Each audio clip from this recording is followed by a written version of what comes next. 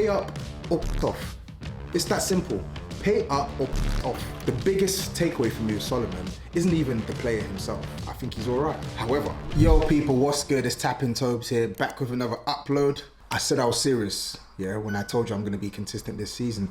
And that's what we're going to do. Still testing. Me and Skull, we're trialing, we're testing. But let me know what you think of the content anyway. Manu Solomon. If you do live under a rock and you've missed it, Manu Solomon has recently signed for Tottenham. Spurs have signed up Solomon on a 5-year deal, which runs until 2028. Solomon is our third official signing this summer.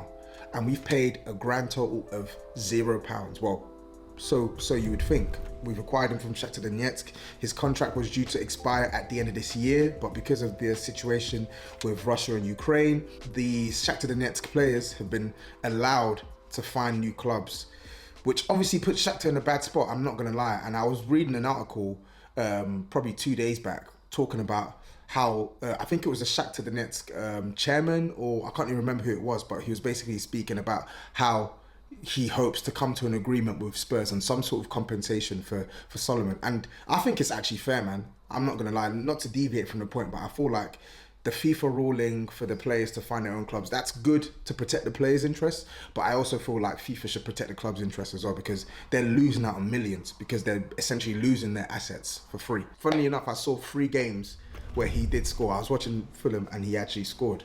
And he looked okay, And he was definitely a name that rang a little bit of bells because of the type of goals he was scoring for Fulham. Obviously, he ended up with 5 goals in 24 appearances, and I feel like that's the sort of running theme throughout his career so far. Mind you, he's only 23 years old, but for Shakhtar Donetsk, it was around 22 goals in 106 appearances in total for Shakhtar. So not exactly prolific, but he does have a reasonable eye for goal. If you let him cut inside on that left-hand side, we've seen in the Premier League on like 2 or 3 occasions what he can do.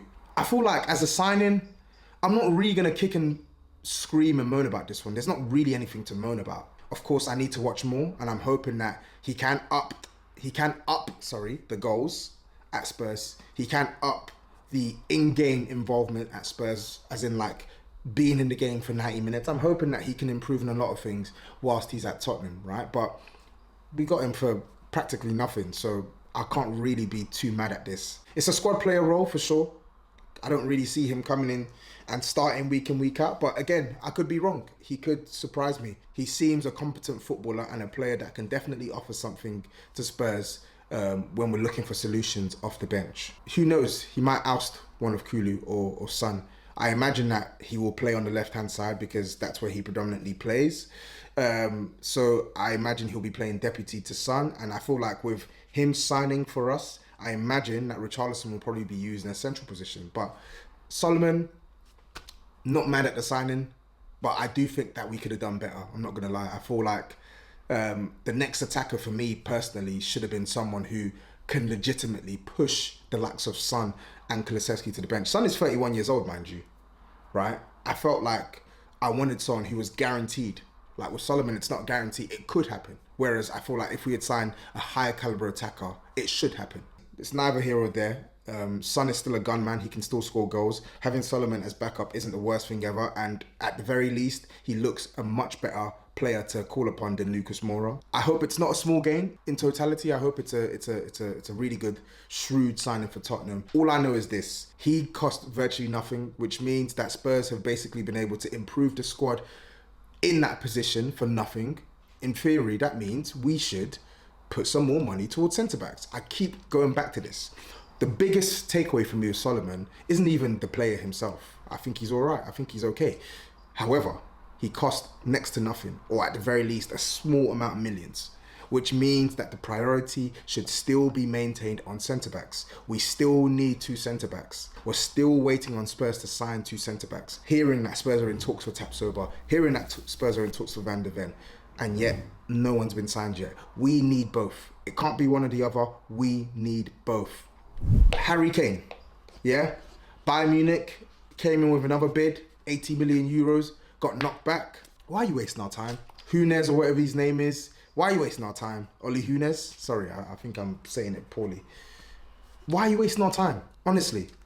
Pay up or piss off. It's that simple. Pay up or piss off. We are not selling our best player for chump change. And yes, I said it, 60 million is chump change when it comes to Harry Kane. I've just seen Man United buy Mason Mount for 60 million. Don't give me any crap about his age. I don't care. Harry Kane is 10 times the player.